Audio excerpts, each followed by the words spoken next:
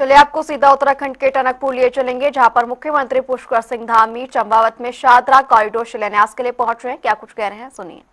और शिलान्यास के कार्यक्रम भी यहाँ पर हुए हैं। मुझे पूरा विश्वास है सभी योजनाएं जब पूरी होंगी तो ये इस क्षेत्र की आधारभूत सुविधाओं को और सशक्त बनाएंगी, लोगों के जीवन को बहुत आसान बनाएंगी, विकास के मील का एक पत्थर साबित होंगी और इसके साथ साथ सांस्कृतिक, सामाजिक और आर्थिक विकास को भी इस क्षेत्र में नई गति प्रदान करेंगी।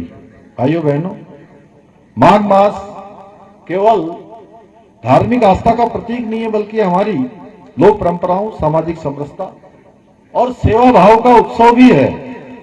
और टनकपुर क्षेत्र में आयोजित होने वाला ये माघ खिचड़ी कार्यक्रम भी हमारी इसी सनातन परंपरा का जीवंत उदाहरण है, जहां श्रद्धा, प्रेम, सेवा और समानता का भाव एक साथ दिखाई देता है। और ऐसे दिव्य अवसर पर इतने सारे विकास कार्यों का श्री गणेश करना अपने आप में एक दिव्य अवसर है। और मैं अकेले शिलान्यास नहीं कर रहा हूं, मेरे साथ आप हजारों हजार लोग जो इस क्षेत्र और आसपास के क्षेत्रों से आए हैं, सारे के सारे इन कार्यक्रमों में सम्मिलित हैं। और जैसे मैं कहता हूं ना, कई बार किसी भागवत में आपको बुलाया जाता होगा, किसी मंदिर में जाने का अवसर आपको मिलता होगा, किसी धार्मिक आयोजन में कहीं रामायण का पाठ हो रहा होगा, तो आज जाते तो आप हैं, लेकिन मां बाराही मंदिर में भी राजू जैसे जाते थे ना, तो जाता तो कोई भी व्यक्ति है, लेकिन वो अपनी मर्जी से नहीं जाता है। क्यों दिलीप दा? जैसे आप गोरखनाथ मंदिर ले गए थे मुझे, पहले बुलाया तो आपने था, लेकिन वहां बाबा गोरखनाथ की इच्छा से ही पहुंचता है जो पहुंचता है।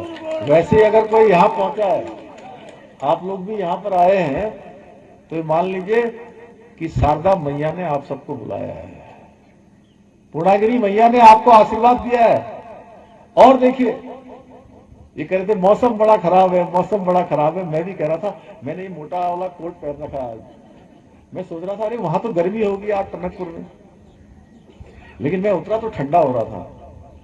लेकिन मैं सोच रहा था कि भगवान सूर्य जो है अभी तक अपना आशीर्वाद देने के लिए नहीं आए हैं, वो भी आ गए। और कभी ऐसा नहीं होता है, हमारे मीडिया के मित्र भी ये भी जानते हैं। क्यों हरीश बताओ? कभी ऐसा नहीं होता है कि जब हम लोग कहीं पहुंचते हो, वहां बादल लगे होते हैं, कोहरा लगा होता है, अंधेरा छाया होता है, लेकिन हम लोग वहां पहुंचते हैं तो भगवान सूर्य आ जाते हैं। ये एक बार नहीं, अनेकों बार हुआ है। मैंने देवी धुरा का अभी एक दिन बताया था, एक दिन अभी वहां नैनीताल में अभी ऐसे ही हुआ।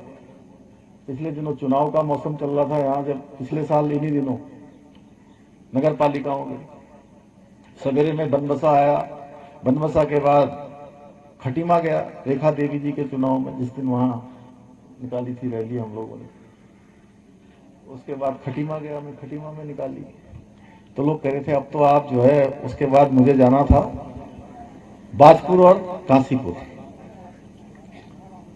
और शाम को फिर कार्यक्रम मेरा देहरादून था। तो खटीमा के कार्यक्रम तक ऐसे ही हो रहा था, बादल लगे हुए थे, कोहरा लगा हुआ था। जैसे ही कार्यक्रम पूरा हुआ, वैसे ही भगवान सूर्य आ गए। उन्होंने कहा चलो अब मेरे साथ। तो भगवान सूर्यदेव की भी बड़ी कृपा है और हम सभी पर है। भाइयों बहनों, ये हमारी उत्तराखंड की पवित्र भूमि, सदियों से जो भारतवर्ष की आध्यात्मिक चेतना है, समृद्ध सांस्कृतिक विरासत है, त्याग तपस्या की ये भूमि है। हमारी नदियां, पर्वत, देवस्थल केवल एक भौगोलिक संरचनाएं नहीं है, बल्कि हमारी पहचान है और हमारी सांस्कृतिक आत्मा की जीवन प्रतीक है।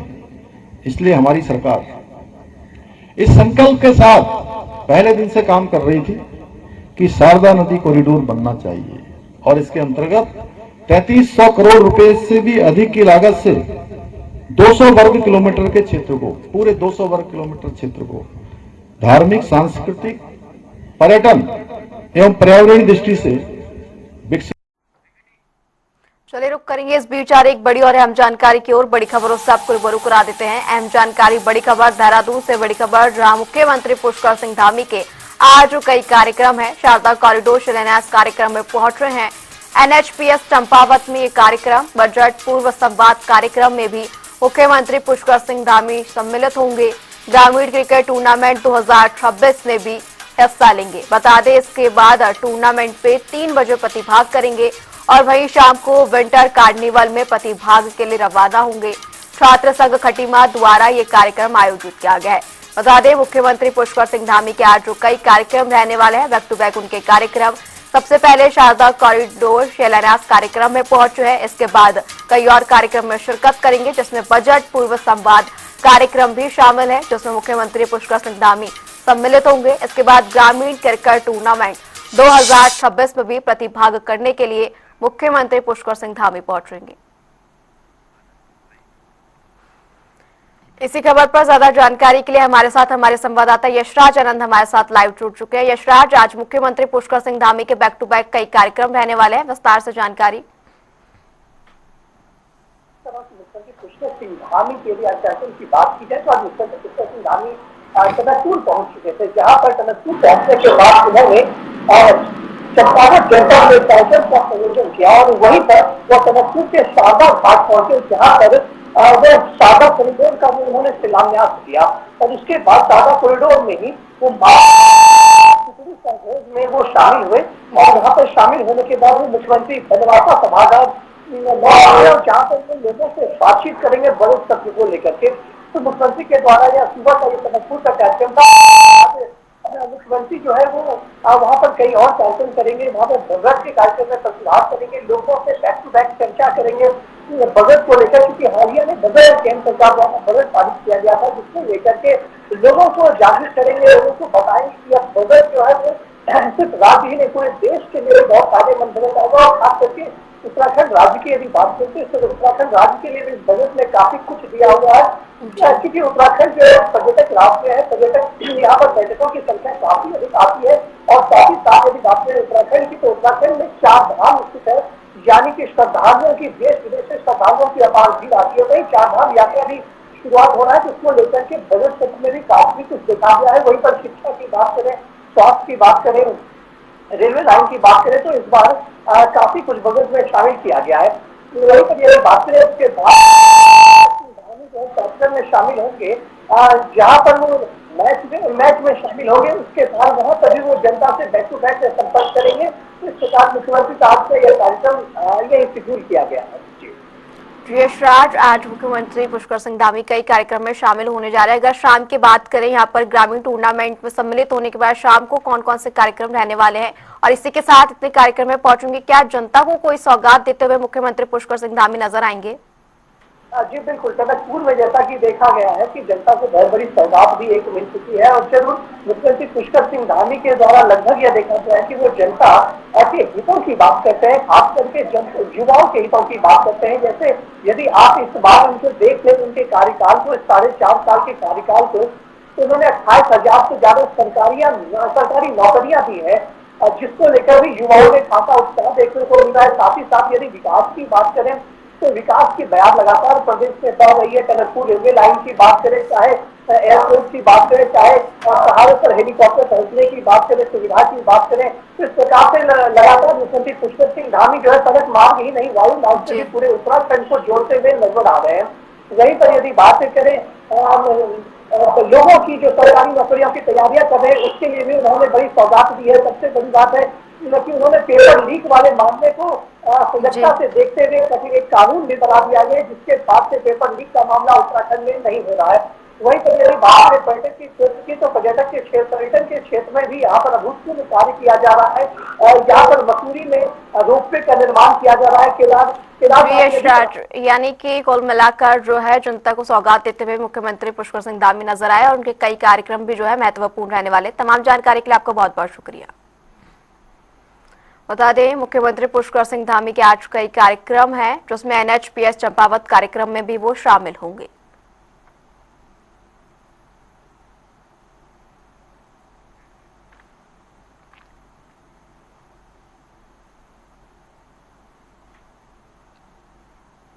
चलिए रुक करेंगे इसी बीच आ रही एक और बड़ी और अहम जानकारी की ओर। बड़ी खबरों से आपको रूबरू करा दें। अहम जानकारी, बड़ी खबर देहरादून में जीएसटी चोरी का बड़ा खुलासा हुआ है। ये बड़ी खबर देहरादून से 7 फर्मों पर राज्य कर विभाग की छापेमारी देखने को मिली। 4 करोड़ 75 लाख के फर्जी आईटीसी घोटाले का ये पर्दाफाश हुआ है। बिना माल सप्लाई के बनाए जा रहे थे फर्जी बिल। बता दें कई करोड़ रुपए कार्रवाई के दौरान जमा किए गए हैं। वर्क कॉन्ट्रैक्ट और आईटी सेक्टर की कमी और फर्जे में जांच भी सामने आई है। देहरादून से बड़ी खबर, जहां जीएसटी चोरी का बड़ा खुलासा सामने आया है। 7 फर्मों पर राज्य विभाग की ओर से छापेमारी की गई, जिसमें कि 4 करोड़ 75 लाख करोड़ के फर्जी आईटीसी घोटाले का यहाँ पर पर्दाफाश हुआ है, जहां पर बिना फर्जी बिल बनाए जा रहे थे और कार्रवाई के दौरान लगभग 1 करोड़ के आसपास यहाँ पर रुपए भी बरामद हुए हैं।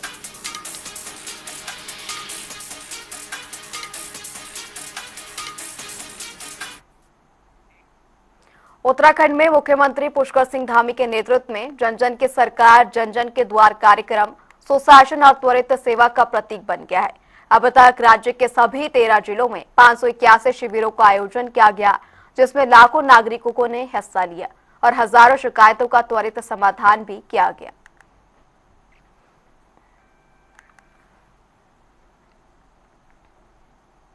हरिद्वार में चल रहे मेगा सफाई अभियान की मुख्यमंत्री पुष्कर सिंह धामी ने सराहना की और स्वच्छता बनाए रखने का संदेश दिया। क्या कुछ कहा, सुनिए। नमस्कार।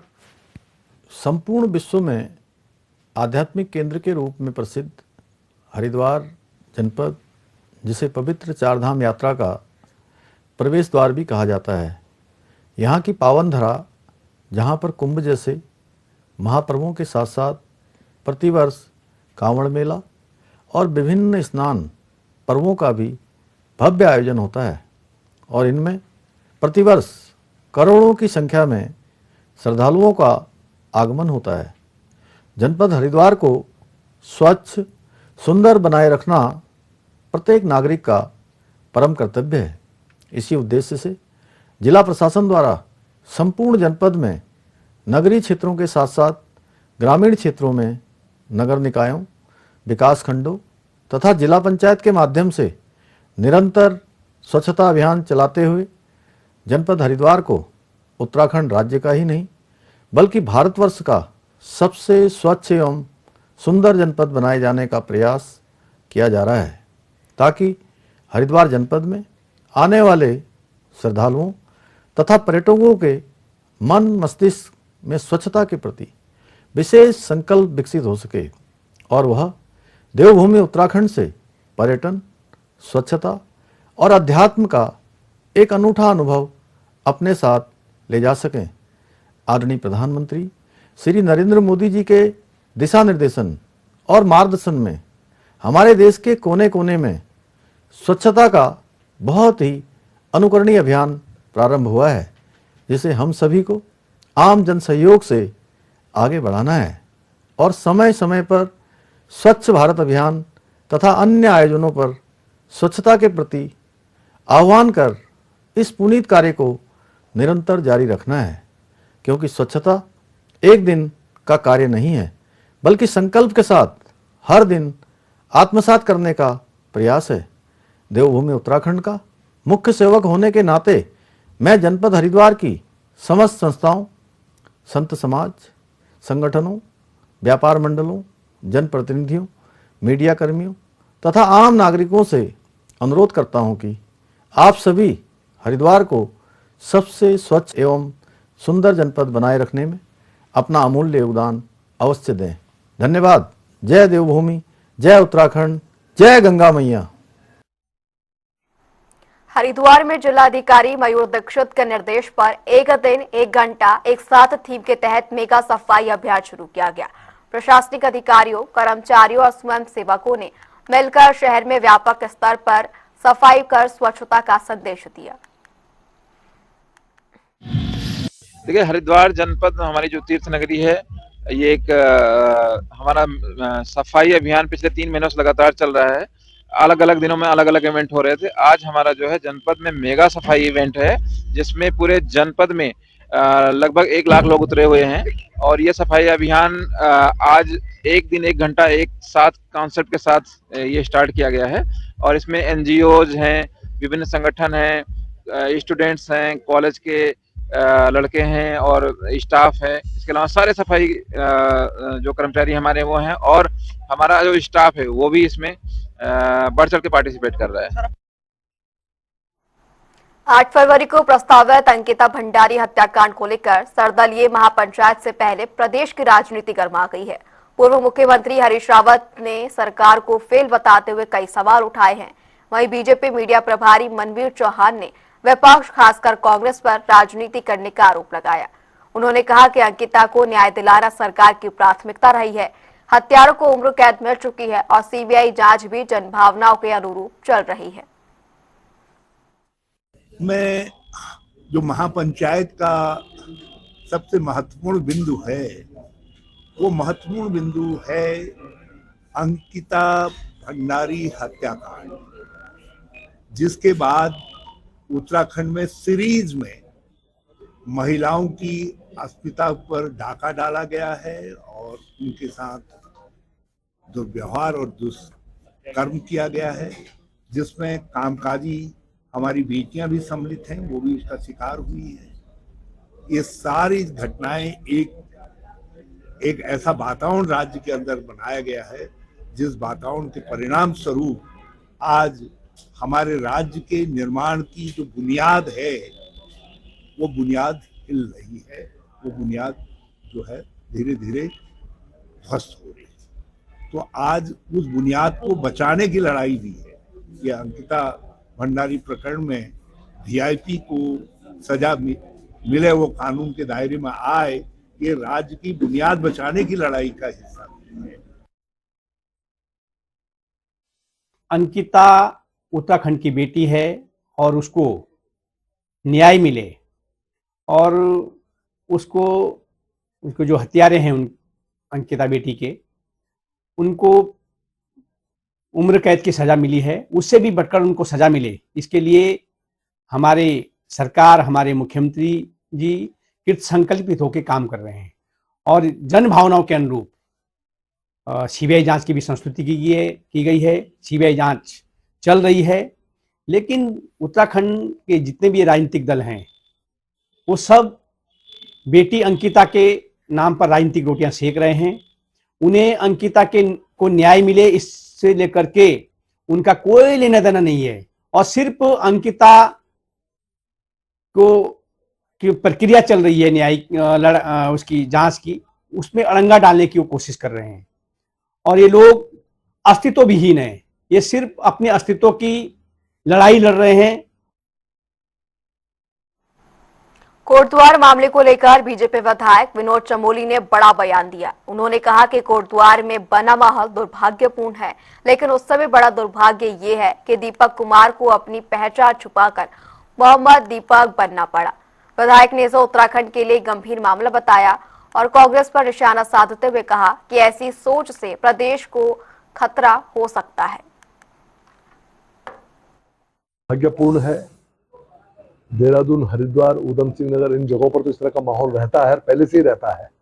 यहाँ पर अगर इस तरह की घटनाएं होती है तो ये अपने आप में बहुत बड़ा मामला नहीं मैं मानता इनको, क्योंकि घटना होती रहती है, यहाँ पर टकराव चलता रहता है। लेकिन ये स्थिति अब कोटद्वार में और पहाड़ों में जो होने जा रही है ये अपने आप में बहुत दुर्भाग्यपूर्ण है।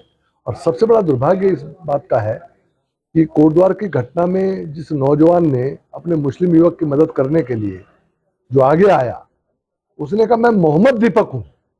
ये एंगल देखना पड़ेगा। दीपक कुमार के नाते वो अपने मित्र के मदद में खड़ा होता और वहां पर उनका प्रतिकार करता तो चल जाता। कांग्रेसी कार्यकर्ता होता तो कांग्रेसी कार्यकर्ता के नाते वो उसका प्रतिकार करता तो चल जाता, उसका विरोध करता चल जाता। लेकिन वो अपनी पहचान बदल रहा है, कह रहा मैं मोहम्मद दीपक हूं वो, और उसके बाद वो विरोध कर रहा है। तो कौन सी मानसिकता काम कर रही है, एक कांग्रेस किस मानसिकता को आगे बढ़ा रही, ये अपने आप में सोचने का विषय है। और ताज्जुब तब होता है कि जब राहुल गांधी जो नेता प्रतिपक्ष है पूरे देश के, इतने बड़े नेता हैं, वो उसको हीरो बोलते हैं। मतलब अपने नाम के आगे मोहम्मद लगाने को राहुल गांधी हीरो बोलते हैं। उत्तराखंड की जो सांस्कृतिक जो सोच है वो किस तरफ जा रही है, देवभूमि का देव तो इस कांग्रेस के रहते बचेगा कि नहीं बचेगा, ये चिंता का विषय बन गया है। कांग्रेस ने 16 फरवरी को जनहित के मुद्दे को लेकर राजभवन घेराव का ऐलान किया है। पार्टी ने इसको लेकर पूरी रणनीति भी बनाई है।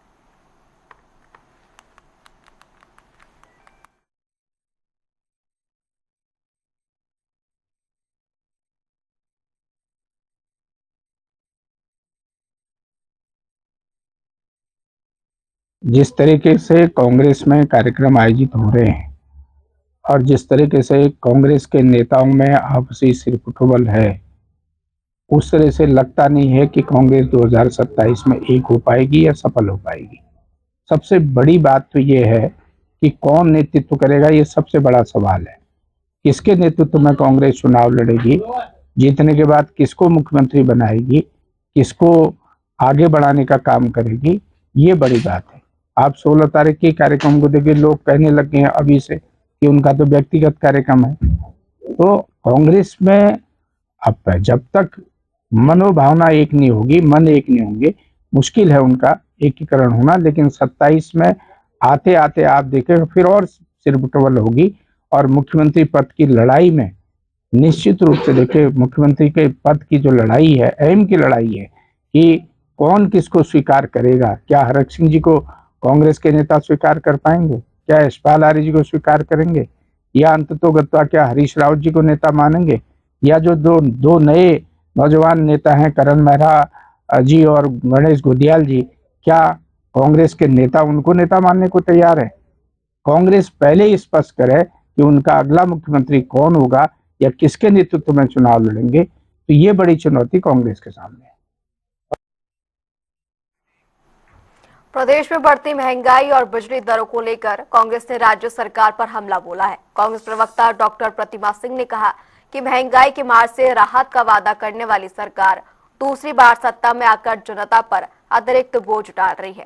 पेट्रोल, गैस, खाद्य वस्तुओं के बाद बढ़ते बिजली बिलों ने आम आदमी की कमर तोड़ दी है। उन्होंने दावा किया कि जनता 2027 में इसका जवाब देगी। देखिए, ये वो सरकार है जो ये कह के सत्ता में आई थी कि बहुत हुई महंगाई की मार और अब की बार जिसकी सरकार है उसकी सरकार, और ये प्रदेश के लोगों के लिए ये तोहफा है, इस बात का तोहफा है कि आपने ऐसी सरकार को दूसरी बार जो प्रदेश में स्थापित करने का जो है कार्य किया है। और बड़ी शर्म की बात है कि हर जो आम जनता है वो हर तरफ से जो है बोझ झेल रही है महंगाई का, चाहे वो पेट्रोल हो, डीजल हो, तेल हो, सब्जियां हो, फल हो, और दूसरी तरफ अब जो है बिजली का बिल भी उनके ऊपर भारी पड़ रहा है। और सही कहा हमारे वरिष्ठ नेता ने कि शायद सरकार को भनक लग गई थी कि जरा सी जो चमड़ी है वो शरीर पे अभी आम आदमी के बची हुई है उसको भी उतारने का कार्य प्रदेश की सरकार कर रही है। शर्म आनी चाहिए कि एक तरफ जो आप अपने उद्योगपति मित्रों को जो है लाभ पहुंचाने के लिए चीजों को सस्ता कर रहे हैं जो उनके मतलब की चीजें हैं, और दूसरी तरफ जो आम जनता जिन चीजों का इस्तेमाल करती है उसके दाम जो है में दिन दुगनी और रात चौगनी तरक्की हो रही है। ये बड़ी शर्म की बात है और जनता इसका बदला 2027 में लेने का कार्य करेगी। फिलहाल उत्तराखंड की खबरों में इतना ही। रुकेंगे एक छोटे से ब्रेक के लिए।